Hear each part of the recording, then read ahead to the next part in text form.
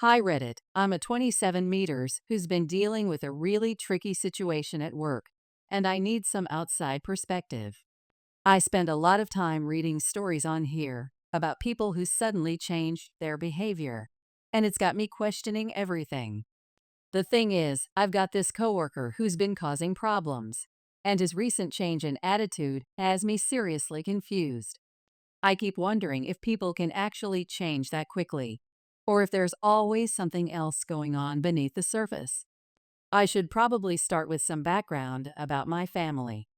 My grandparents came to America from Japan in the 1950s after everything that happened during World War II.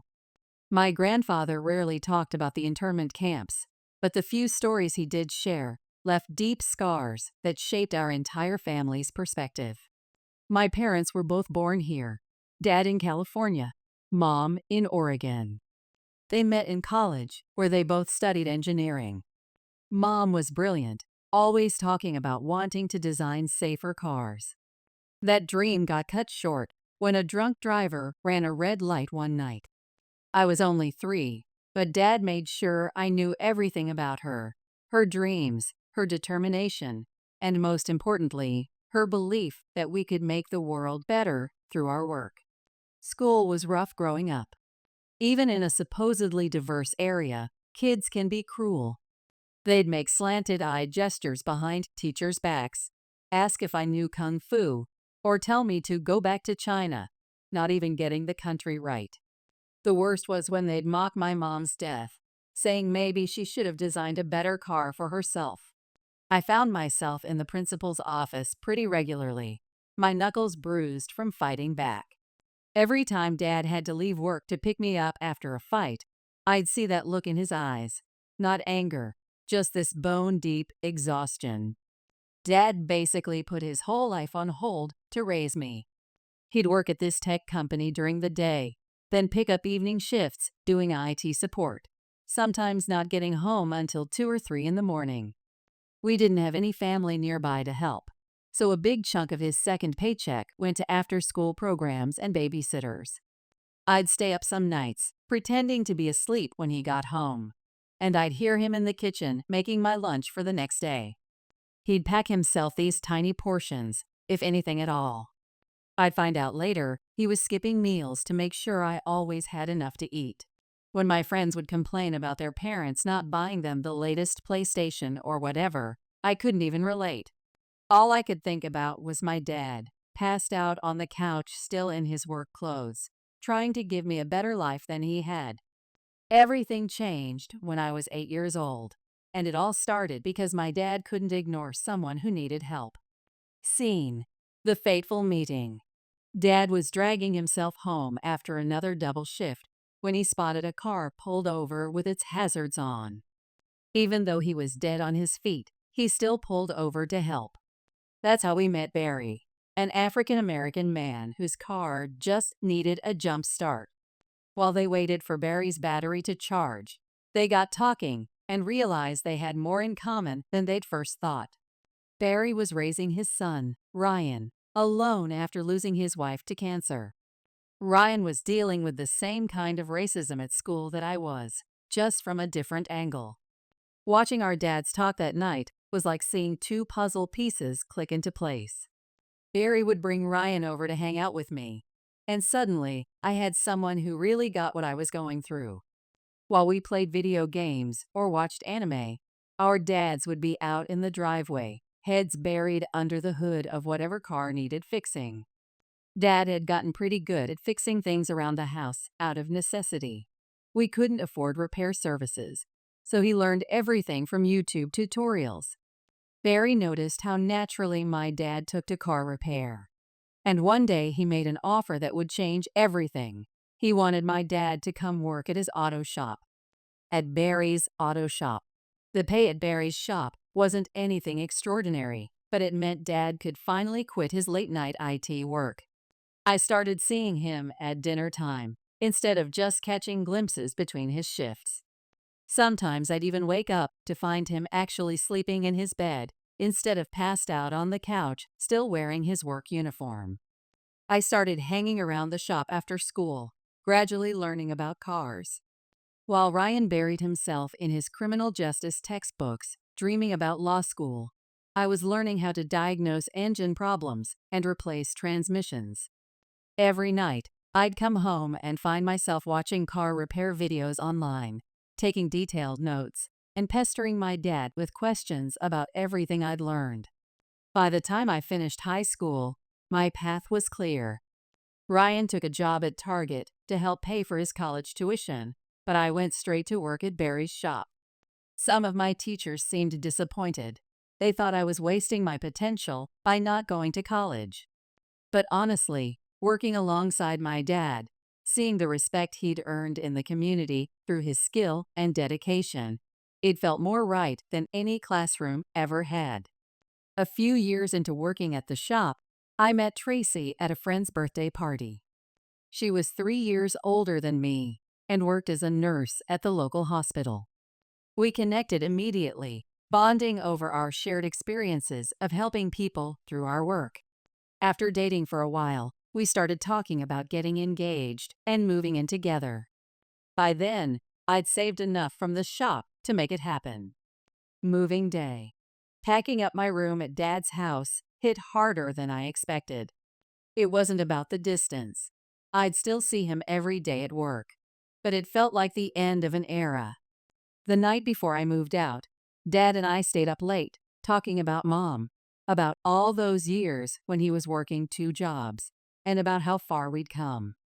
He tried to play it cool about me moving out, but I caught him getting emotional when he helped me load the last box into my car. I even found him looking at Mom's old engineering notebooks, something he usually only did on her birthday or anniversary. The new coworker. Everything at the shop was going great until Barry hired Lance last year. From day one, it was clear he had a problem with me and my dad being Asian. His truck was plastered with those political stickers that tell you everything you need to know about a person, and he made no effort to hide his views. The first morning he walked in and saw us working on a customer's car. He just stood there shaking his head before making some comment about us stealing jobs from real Americans. I wanted to respond, but my dad just gave me that look he used to give me in school when I get in fights. The one that said some battles aren't worth fighting.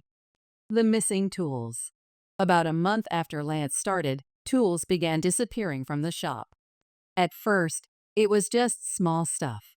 A socket here, an impact driver there, the kind of things that could easily get misplaced in a busy garage. But then an entire set of right grip wrenches vanished overnight. These weren't just basic tools. They were essential for the precision work we specialized in. Barry was livid.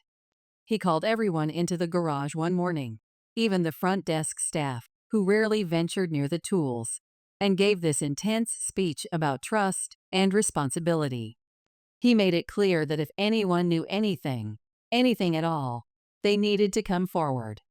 Since my dad and I worked closest to Lance, we started noticing patterns between when tools would disappear and when Lance was around them last.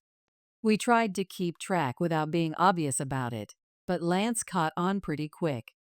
Every time he noticed us watching, he'd throw out some racist comment about sneaky Asians or make jokes about Pearl Harbor.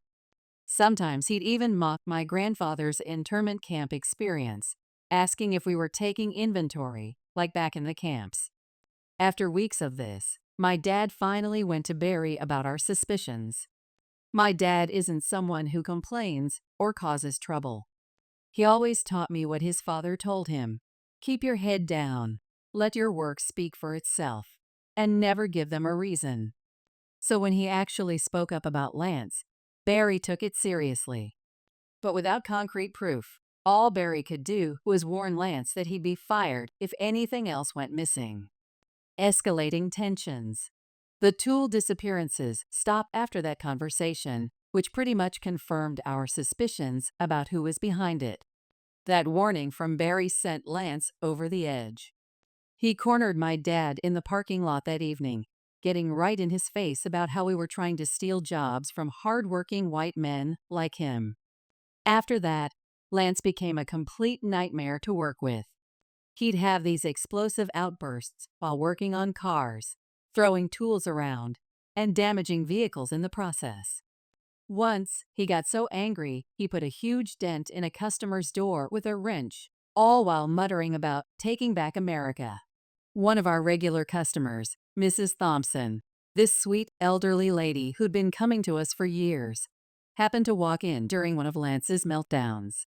She watched in horror as he slammed tools around and kicked a toolbox while my dad was trying to finish up work on her car.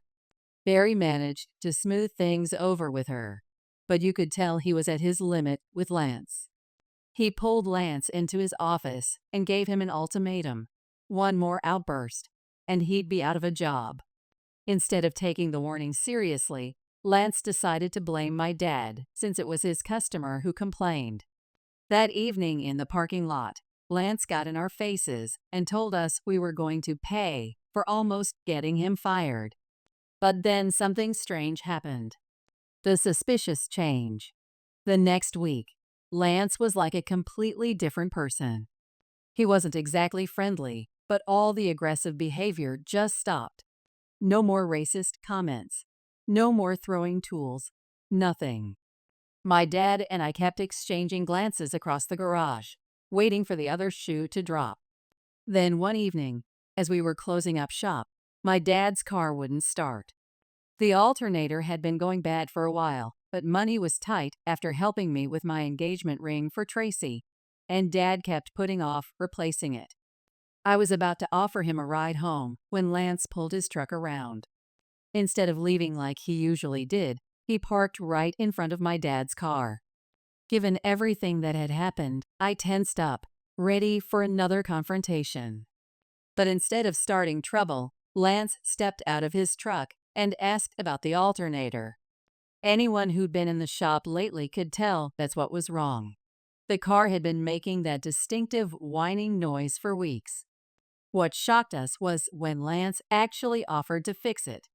He told my dad to just set out some tools by the car while he went to use the bathroom and make a quick phone call. My dad and I shared a look, both thinking the same thing. Was this some kind of trap? But Lance seemed genuinely willing to help. So my dad went ahead and gathered the tools from the garage.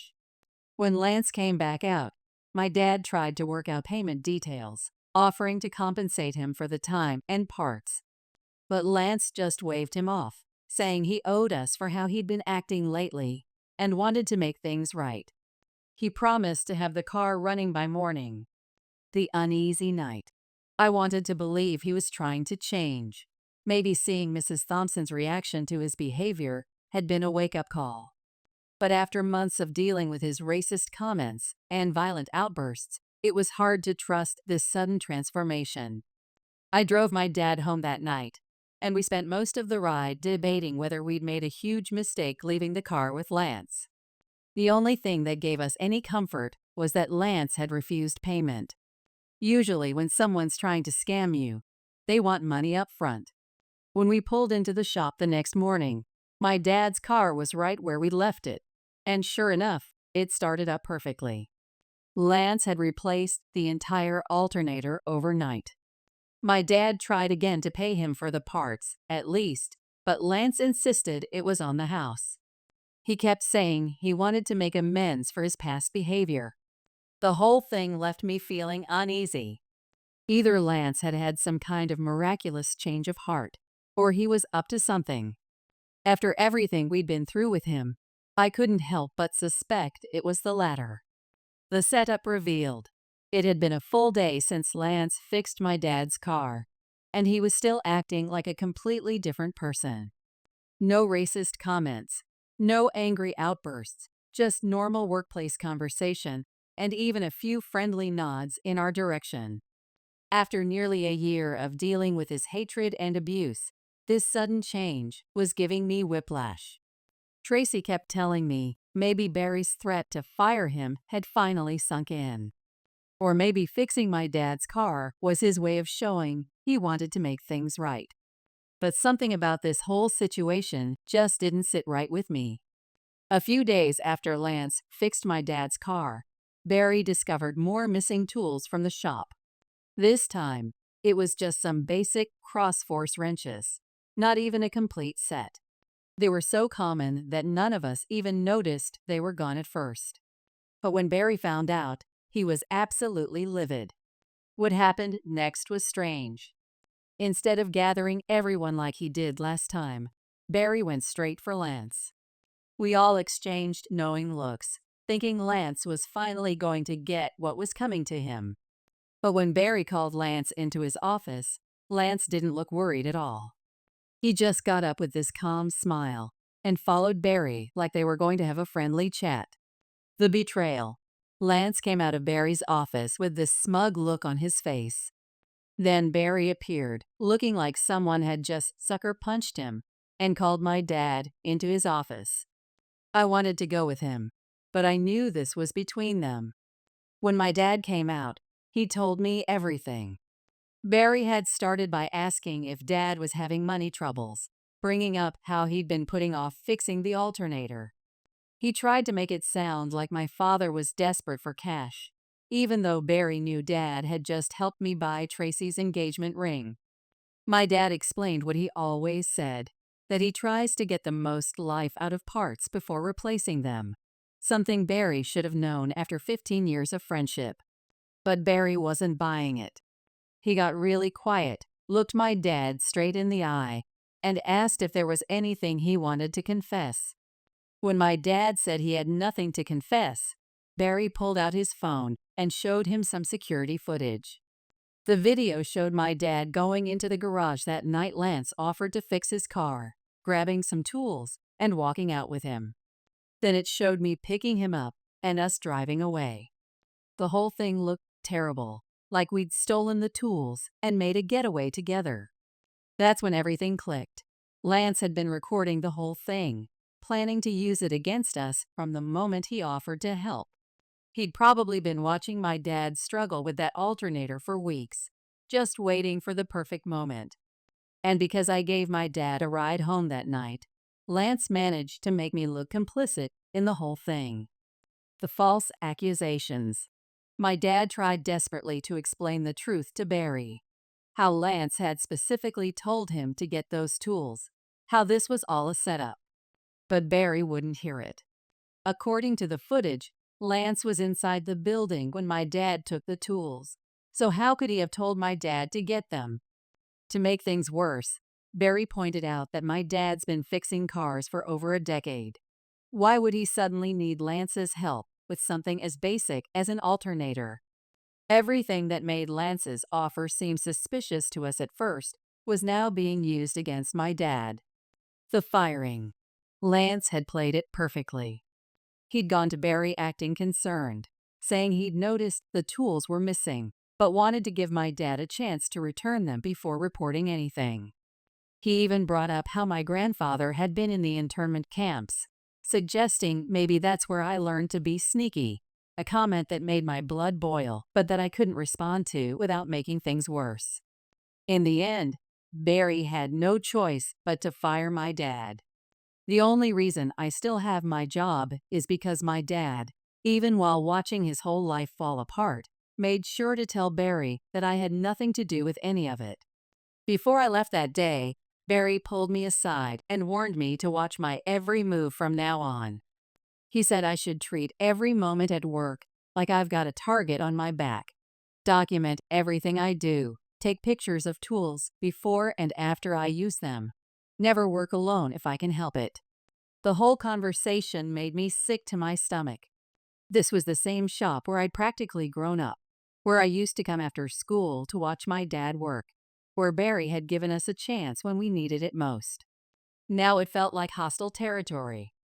I used to think Lance was just another racist hothead who couldn't control his temper, but this whole thing showed me how calculated his hatred really was. 1 month later. It's been about a month since my dad got fired, and while Lance hasn't tried anything new at work, he's definitely showing his true colors again. He's dropped the nice guy act completely, probably because he knows I'm not stupid enough to fall for it twice. Instead, he's just settled into being openly cruel.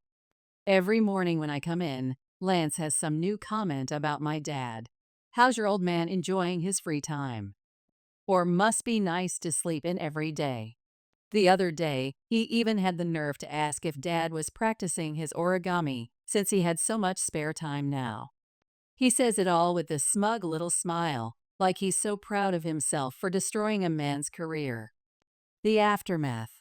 I keep thinking about how my dad spent 15 years building his reputation at this shop, working his way up from nothing, just for Lance to tear it all down in one night because he couldn't stand the idea of Asian Americans being successful. The worst part is watching Lance walk around the shop like he owns the place now, knowing there's nothing I can do about it without risking my own job. Every time he makes another comment about my dad, I have to grip whatever tool I'm holding a little tighter just to keep myself from doing something I'll regret. And while I'm stuck at work trying not to commit assault with a socket wrench, my dad's whole life is falling apart. Turns out that alternator Lance installed was some cheap piece of junk from a salvage yard. It died after just a few weeks. Now Dad's car is having all kinds of other problems too. He's been calling different shops for quotes, but everything's way more expensive than what he can afford right now. Then last week, just when we thought things couldn't get worse, they did. The car repairs ate up most of his savings, and he came up short on rent.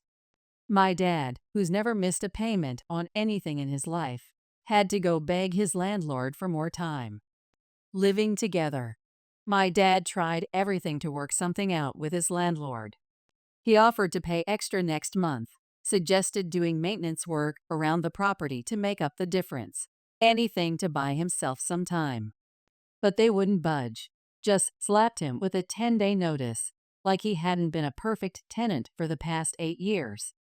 Tracy, being the amazing person she is, picked up extra shifts at the hospital to help out. But by then, it was already too late. Last weekend, I helped my dad pack up everything he owns into boxes and move it all into our spare room. The man who worked his fingers to the bone to give me a good life is now sleeping on his son's futon. The job search.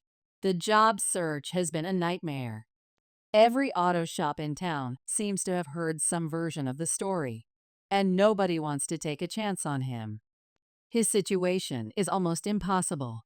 The only real job reference he has is Barry, since everything before the shop was IT work. We thought maybe Barry would at least give him a neutral reference, considering their 15 years of friendship. But no, he's been telling everyone who calls that my dad's a thief. Yesterday, Dad came home from another failed interview, and I overheard him in his room crying. The last time I heard my father cry was at my mom's funeral. A lead. I finally got a lead on clearing my dad's name, but it started in the worst possible way. I was on the phone with Tracy during my lunch break, talking about maybe looking for another job, since I couldn't stand working with Lance anymore. Tracy reminded me how hard the job market was right now, and told me to hold on to what I had. When I hung up, I turned around to find Lance standing there with this weird look on his face. The same look he had right before he set my dad up. Sure enough, tools started disappearing again within days. But this time, Lance went for bigger stuff. An entire floor jack, an expensive blowtorch. Things you definitely couldn't just misplace. These weren't small wrenches anymore. We're talking hundreds of dollars worth of equipment. The investigation. When Barry noticed, he called me into his office immediately. He still thought my dad and I had been working together to steal from the shop, and he made it clear that if anything else went missing, I'd be joining my dad in the unemployment line. I decided to turn Lance's game around on him. I started watching his every move in the shop, making note of when and where he went with tools. I also started working slower than usual, making sure I always had a reason to stay late. Even Barry noticed how long I was taking with basic jobs. Before he left each night, he'd do a quick inventory and remind me that my job was on the line if anything disappeared on my watch. I just nodded and told him I understood. I waited until I was sure the building was empty. then went into Barry's office. Going through his filing cabinet felt wrong. One wrong move, and I'd be proving Lance right about me being a thief. But I had to know the truth about Lance's background. When I found his employee file, I quickly took photos of all his previous jobs and references with my phone. Then I called Barry and put on my best sick voice, telling him I'd been feeling awful all day, which explained why I'd been working so slowly, and asked if he could cover my weekend shift. The whole time I felt sick to my stomach lying to Barry, but I kept thinking about my dad, about how proud he'd been when he first started working at the shop, about how much he'd lost because of Lance's lies. The discovery. I spent my day off playing detective, calling every place listed on Lance's application. His last job was at this salvage yard across town.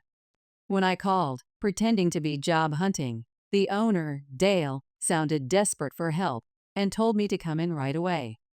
I drove over there, and as soon as I walked in and explained the real reason for my visit, I knew I'd made the right call.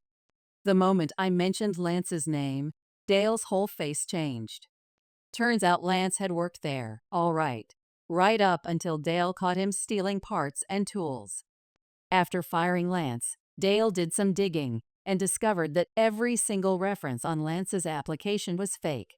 When I showed Dale the photos from Lance's current application, he started laughing. The phone number Lance had listed for the salvage yard? It went to his mother's cell phone. The Dale who gave Lance a glowing reference when Barry called. That was Lance's father, pretending to be his former boss. The guy had literally gotten his parents to pose as his references. Setting the trap. I basically begged Dale to call Barry and explain everything. Dale agreed right away. I think he felt partly responsible for not warning other shops about Lance after catching him. When he called, Barry verified it was really the salvage yard's number, but I could tell he wasn't completely convinced. The dashcam footage of my dad still had him doubting everything. Plus, he wasn't too happy about me sneaking around and lying to get the day off to investigate Lance. I get it. From his perspective, I probably looked just as untrustworthy as my dad at this point. Even with Dale backing up our story, Barry said he needed hard evidence before he could even think about bringing my dad back. The good news was that Dale offered my dad a job at the salvage yard until we could prove his innocence. At least Dad wouldn't have to keep looking for under-the-table work. But the best part was what Dale said as I was leaving, that if they'd had security cameras in the shop, they might have caught Lance's theft pattern sooner. That's when it hit me. The plan in action. I called Ryan as soon as I got home and told him my plan. He's studying criminal law now, so he knows exactly what kind of evidence we need to prove Lance has been setting us up.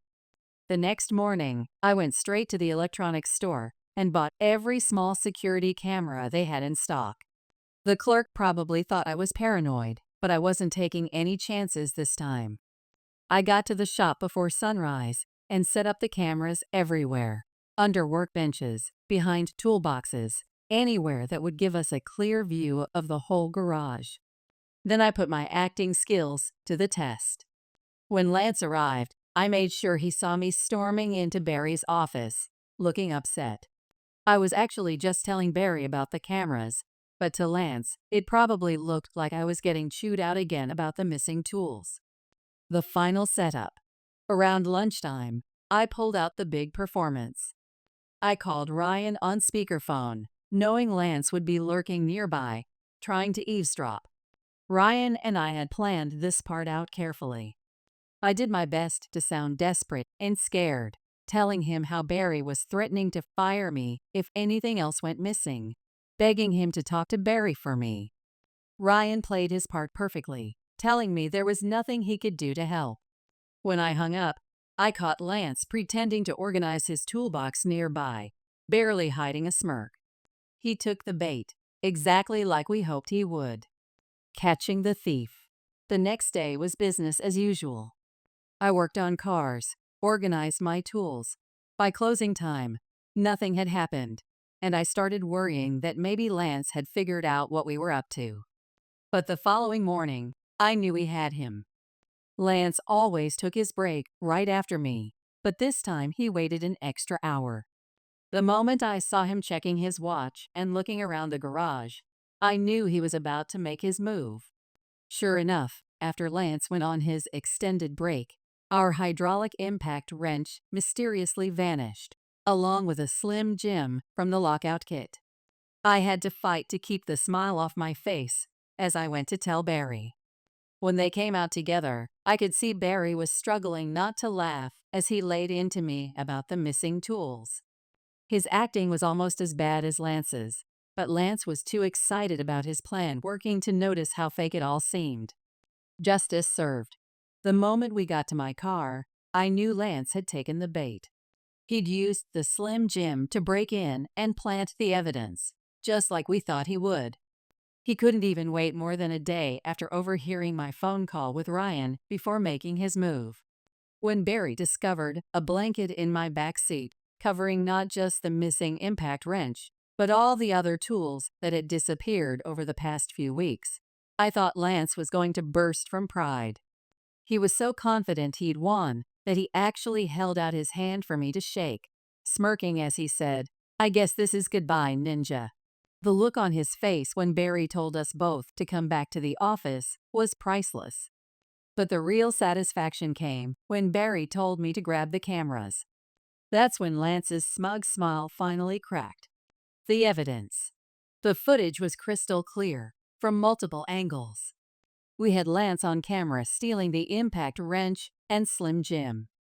We had him breaking into my car. We even caught him planting all the other stolen tools under the blanket. The best part was when Lance, watching himself get exposed on camera, actually muttered, "Why didn't I think to plant cameras when I set up his dad?" Barry's head snapped up so fast, I thought he might hurt himself. In trying to cover his tracks, Lance had just confessed to framing my father, too. Resolution. After Lance's confession and the camera footage, everything happened pretty fast.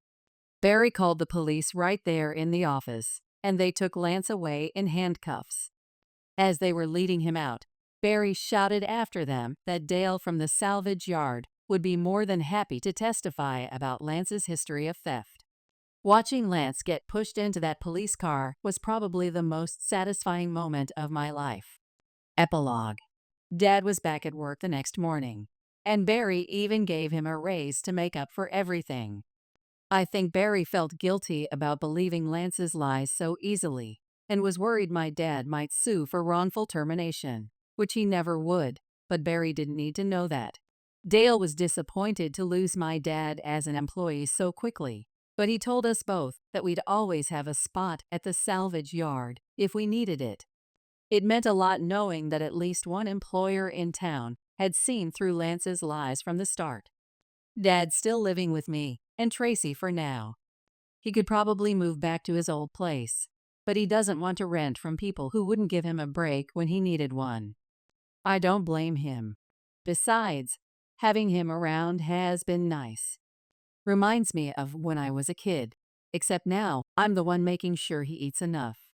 The other day, I caught him in the kitchen at midnight, making lunches for all three of us to take to work the next day. Tracy says we should just make it permanent.